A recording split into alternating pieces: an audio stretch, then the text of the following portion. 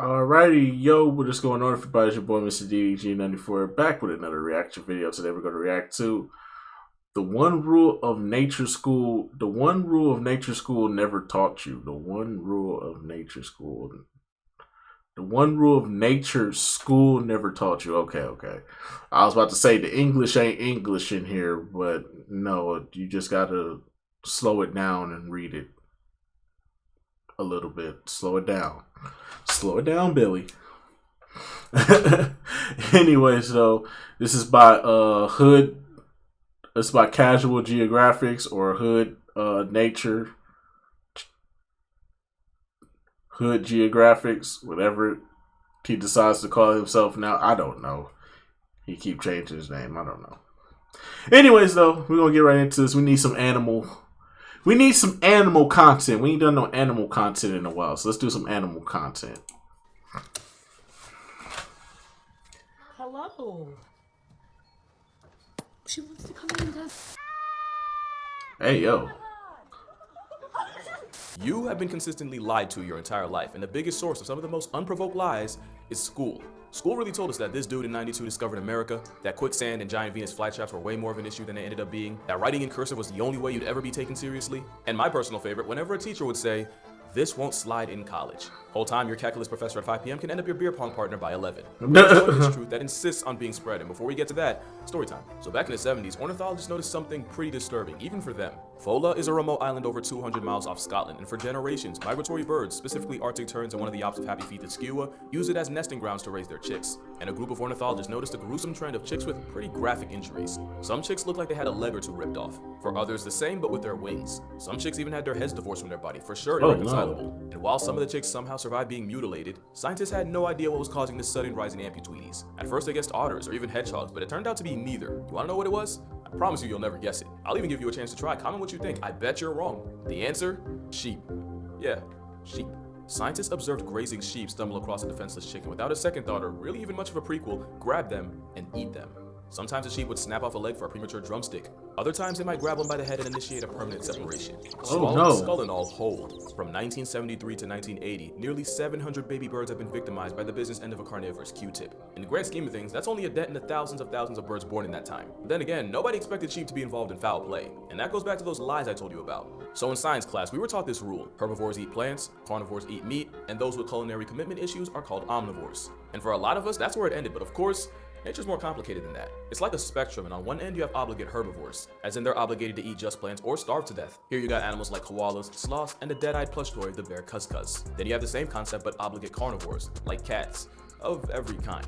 And smack in the middle are your omnivores. But there's also facultatives, and basically that means most of the time you'll find them at one end, but every once in a while they'll borrow a meal plan from the other side. Polar bears are hypercarnivores, with most of their calories coming from seals, but rarely they'll switch it up to berries, seaweed, moss, and even straight up grass, which makes them facultative carnivores and not an obligate like a lion. And since we're already on bears, pandas are a good example of facultative herbivores. I promise it's gonna get less complicated, but the yin yang yogi's defining personality trait is being a bamboo merchant. But every once in a while, they surprise us, like when this panda was caught in 4K eating a past tense wildebeest, or when the DreamWorks jockey chased, caught, murked, and ate a peacock. They've also been known to hunt pikas. That's a pika. So even though most of what goes down his gullet is bamboo, protein in the form of meat is never really off the table, which makes them facultative herbivores. And they're not the only ones. Almost the opposite. Almost every herbivore you can think of is actually facultative, even the ones you wouldn't expect. That's how the Good Vibes vegan aqua blimp has also been known to snag fish from nets for themselves. Then you got the normally vegetarian shell jockey the tortoise, turning a rabbit carcass into a cookout. They've also been known to plot on and consume unlucky birds. To be fair, if you can literally fly but get taken off a census by a mobile boulder, that's more about you than him.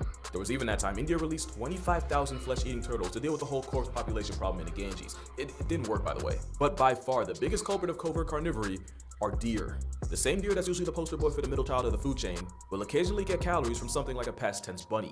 A couple years ago, researchers wanted to see just what happens to the human body after the soul evacuates, and basically set up these body farms to see how they decompose. As you can probably guess, photos would go viral featuring deer chewing on human bones, scavenging through the man-made remains like vultures. In 2015, researchers in North Dakota set up nest cams for a 24-hour live stream of the hatchlings. And not only did the footage catch deer enjoying an extremely late-term omelet, the cervids actually outdid the foxes and weasels in that area, i.e. the ones you'd expect that from. And it wasn't just them being opportunity merchants, some of those deer went out of their way to get to them.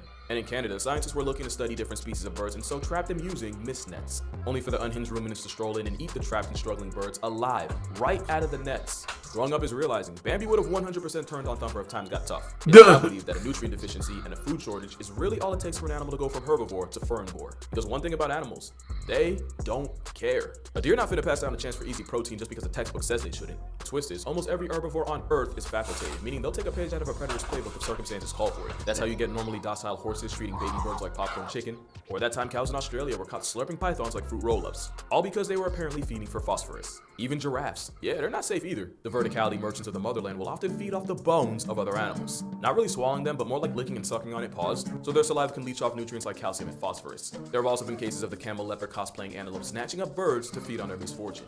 So far, we've learned 3 things. 1, most herbivores are about as vegetarian as their options. 2, baby birds are really the Kit Kat bars of nature. And 3, now you see why Marty did everything in his power to get up out of there. His entire friend group would have had his hide if it got to that point. Which of course brings us to hippos, and this is where things get complicated. At this point, it probably surprises exactly none of you that the 4-legged assassination cetacean can have a hankering for flesh. Hippos have been seen eating carcasses and even resorting to cannibalism. It's complicated because for a while we thought it was the same deal as before, just animals switching it up when their primary food source is compromised, which would make hippos facultative herbivores. There's that word again. Except more and more scientists are coming to the conclusion that hippos eating meat aren't just scavenging or being opportunists. It's just hippos hippoing, as in hippos will put themselves in a position to catch a body and subsequently feed on it. There have been reports of hippos murking livestock and seemingly predatory assaults, and some even believe hippos will purposely park themselves in a river migrating animals have no choice but to cross, just so they can turn the casualties into calories. Sometimes that involves punking crocodiles out of food. And of course, you already know, hippos are not above feeding off friendly fire. All this means, hippos might not even be herbivores at all, but identify closer to the omnivore side of the spectrum. And that's why it's complicated, because now you're probably asking, what's the difference between a facultative herbivore and a straight up omnivore? And there's an answer. I just really couldn't tell you. Like, you could say facultatives eat mostly plants but can resort to meat as a fallback, where omnivores can normally go either way, but I'd be lying if I said I didn't just make that up on the spot. But moral of the story, it's way more complex than just putting labels on things and calling it a day. For example, this.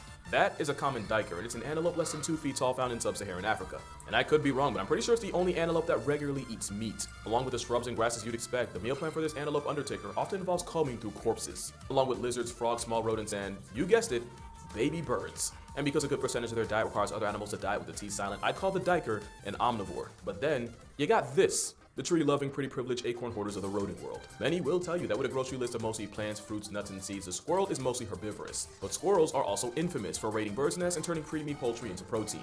And yeah, they do this a lot. On occasion, you'll see squirrels pack up chickens and snakes. There was even a story of a pack of Russian squirrels ganging up on a stray dog and eviscerating the canine alive, each with their share of flesh. Yeah, not so cute now. They're not the only rodents that go rogue either. Normally, grass-eating prairie dogs have been known to savage baby ground squirrels, and on rare occasions, even eat the remains. In case you're curious, they do this by shaking the baby violently until their existence gets revoked. That's not even my worst rodent fact in the chamber. In 1995, a 43-year-old woman was found deceased in her flat, and with facial lesions and lacerations, and the fact that she was naked from the waist down, first responders thought it was a special victims unit kind of crime. Except it was later determined that she had expired to pneumonia. The desecration of her corpse was caused by her pet golden hamster. Not only did the pet feed on her vacated vessel, law enforcement would find the hamster's makeshift burrow containing human skin, flesh, and muscle tissue. But that shouldn't even really be a surprise since hamsters are known cannibals, but what you might not know is that sometimes it can be caused by corn. Researchers at the University of Strasbourg found this out by accident when they tried to figure out why the female hamsters under their care kept dominating their own children. Through some likely traumatizing trial and error, they figured out that just a corn diet was even the hamsters missing vital crucial vitamins, specifically B3. They figured that out because once they added B3 back into their diets, the mother hamsters suddenly remembered how to mother. And the crazy part is, that can happen to people. Vitamin B3 deficiency can lead to pellagra, a disease associated with diarrhea, dermatitis, dementia, and eventually dying. So in a weird twist, an unbalanced diet can really lead to spawn-wrecking rodents, and they're not the only known cannibals in nature. Chimpanzees are a great example of animals don't care. Chimps have been known to de-life their rivals and devour the body. Now to us, it's horrific and it makes chimps the spawn of Satan. To a chimp with no legal system or a sense of morality, just a will to live, it's common sense, murking your rival to protect your food supply and not letting easy protein go to waste. And before you judge, early humans reportedly made the brains of terminated children a somewhat regular part of their diets. But I think people forget chimps aren't just violent pseudo-vegans, they're legit predators, as in they'll work together in coordinated attacks on prey like colobus monkeys, which, you know, isn't all that different from getting disemboweled by a pack of Olympic-level parkour zombies. They've also been known to hunt bush babies, that's a bush baby, by using spears. But with all the chimp carnage on this channel, them having carnivore tendencies should really be no surprise. The plot twist is, even the pacifists of the great apes can be on predatory timing. Most people, including me about 2 weeks ago, see orangutans as a good vibes hippie vegetarians of the primate world. Which is almost true. Ginger apes eat mostly the stuff you'd expect, you know, fruits, figs, leaves, maybe some termites to go with bird eggs. But then you got this, an orangutan tearing apart a slow loris. The same one known for being venomous, which orangs figured out how to neutralize by using the loris' natural weakness. Blunt force trauma in the form of a bite through the skull. Now to be fair, a meat-eating man of the forest is remarkably rare. But then again, chances are, before this video, a good number of y'all probably thought orangutans were only a threat to pieces of fruit. The same way a lot of people feel about toucans. Well, this roided up woodpecker, which is actually what toucans are the more you know, has also been known to put bats on permanent leave from life. Yeah, that's what our Fruit Loops commercials ain't show you. They're also one of the many animals on the list of population control for baby birds. Oh, you thought that was a mammal thing? Well, toucan play that game. Yo, who wrote this? I did. I wrote it. I'm sorry. But birds in general will eat virtually anything that doesn't pack them up in the process. Seagulls have been seen scarfing down squirrels with zero remorse. Oh yeah, seagulls eat anything. One person in the world down a dog thanks to this flying antichrist. But the biggest example of feathery f***ery is what happens on Malcus Island. This is where we go full circle. This island off the coast of South Africa is a nursery for the thousands of Cape gannets nesting here, which would probably be a good idea if someone ain't snitched to the pelicans, because a population of white pelicans started traveling to Malcus just so they can swallow gannet chicks whole, often right in front of their parents. And if one was unlucky enough to have both parents out at sea, that's just an easy lick for this Attack on Titan pterosaur. It gets worse when you realize that half-digested, fully molested baby birds often end up being regurgitated for the pelican progeny to eat.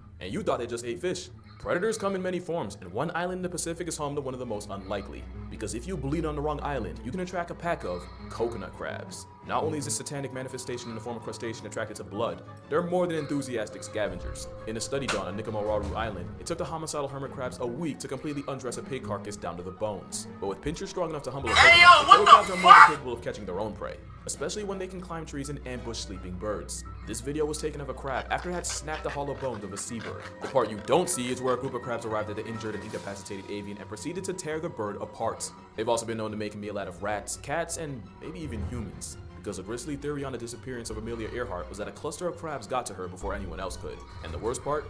There's no guarantee she was relieved from life by the time they got to her. Because even though Mr. Krabs on creatine normally goes for fruit, just like most animals on Earth, they're only as vegetarian as their options. Your loved ones, stay safe out there, and I'll see y'all in the next one. Oh, speaking of which, my eye's fine. I got LASIK, so I look like I lost the fight, but I also got the gift of sight, so sigh. Alright, peace out.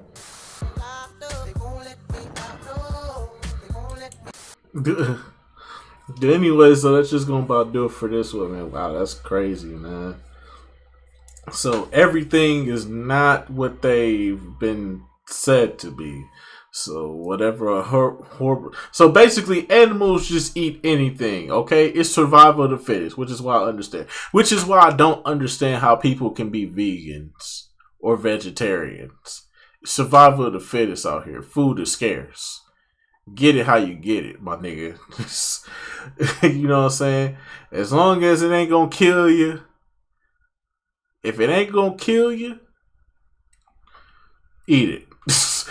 Anyway, so that's just gonna about do it for this one. I will see you all in the next video. Till then, peace out.